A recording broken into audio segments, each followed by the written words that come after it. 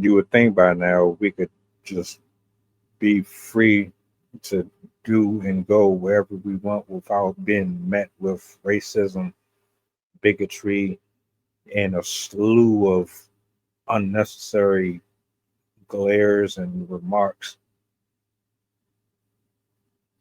But then that would just be too easy, wouldn't it? You need people like me.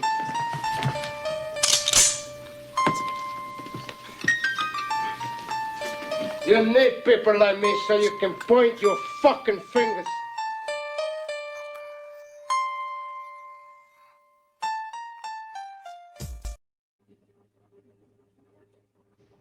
So, why do people of color have such a hard time trusting white people and feeling comfortable in white spaces, or at least majorly white spaces? Let's talk about it openly. This is for educational purposes.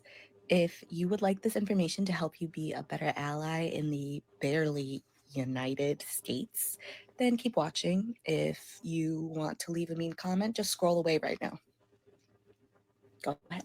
So, I can't speak for every person of color, but I can speak to my personal experience that changed my outlook and what made me think that, this was actually a colorblind society, to then realizing that we could be a victim of white people being upset at any second, at any time. The minute that they're not comfortable, we are the problem and we're the ones that pay the consequences as people of color. So, what happened to me was in college, I had a friend and she told me she wasn't racist. She was a white woman. Her name was Amy Serby. And I didn't think anything of it, being young and naive and never really leaving my hometown. So we had a great friendship.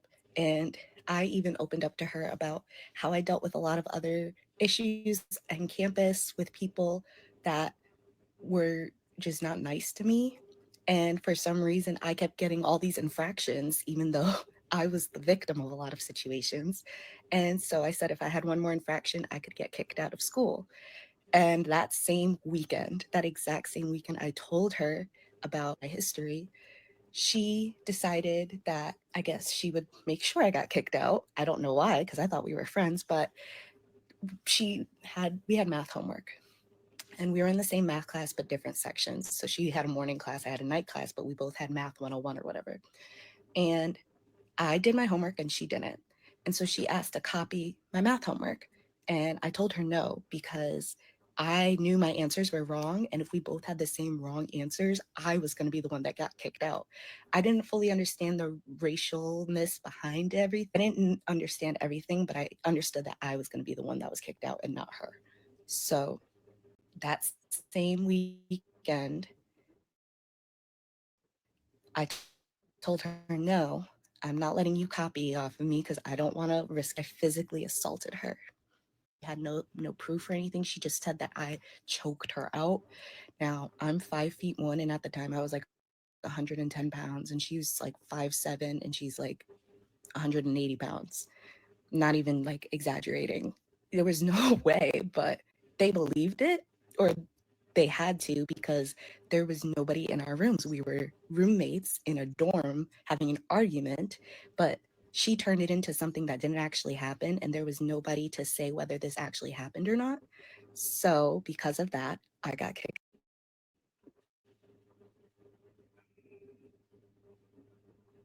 I wonder how well do we know the people that we hang around for real, for real. Hear me out. I think most of our connections to folks be so superficial that you associate that superficial layering of relationship to something that is underneath the skin. You conflate the two, and then you find out the hard way that what you thought this was never that.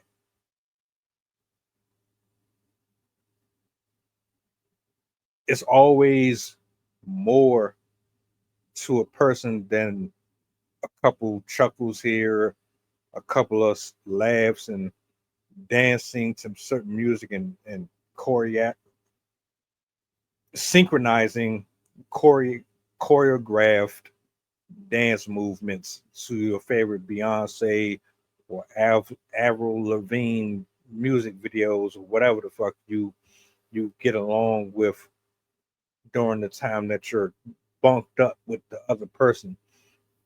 I don't think people really be knowing folks. They just assume they know them because the whole vibe thing. And now you seeing that the true colors are coming out. You got somebody lying on you about putting their hands on you. Well, first and foremost, welcome to the brotherhood.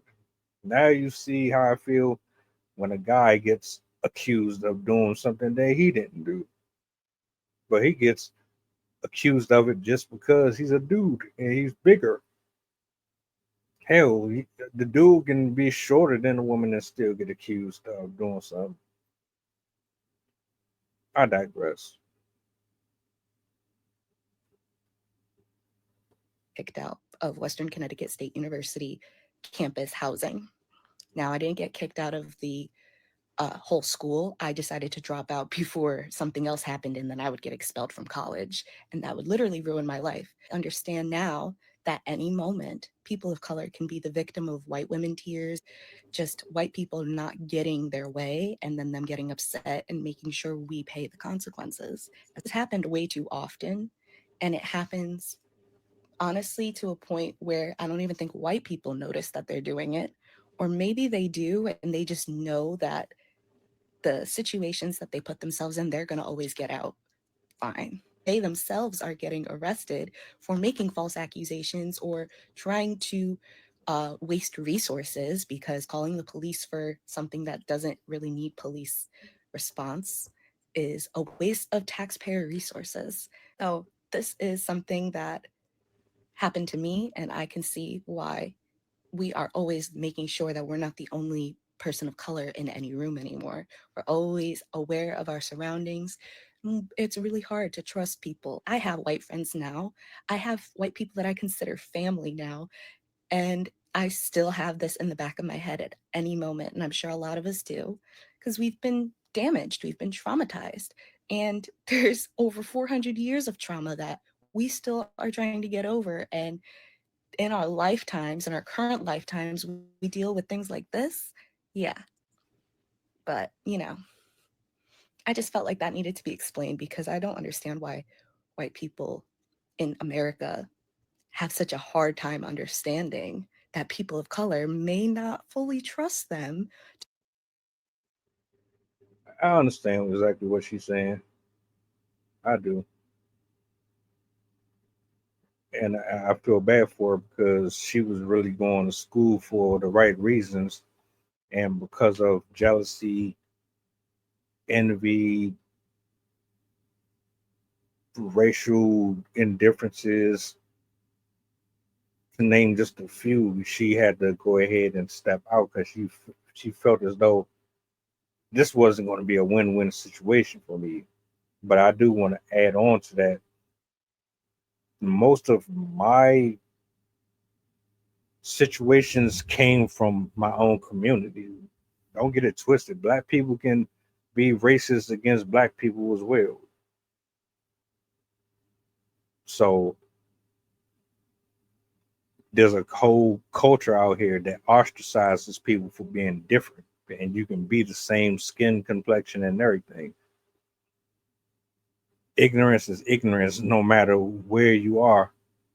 Doesn't matter if you're in the Latino community, doesn't matter if you're in the Arab community. It's all in how you were taught and raised. But I'm sorry that you ended up having to step down from something that you put a lot of time and investment in, especially money. If you put the money in and not your parents, I don't think we're going to escape the ignorance no time soon. And it's unfortunate. Too many brilliant minds are getting wasted all over what? Yeah, let me know in the comment section, how would you have handled this situation? Do you think this was about racism or something else?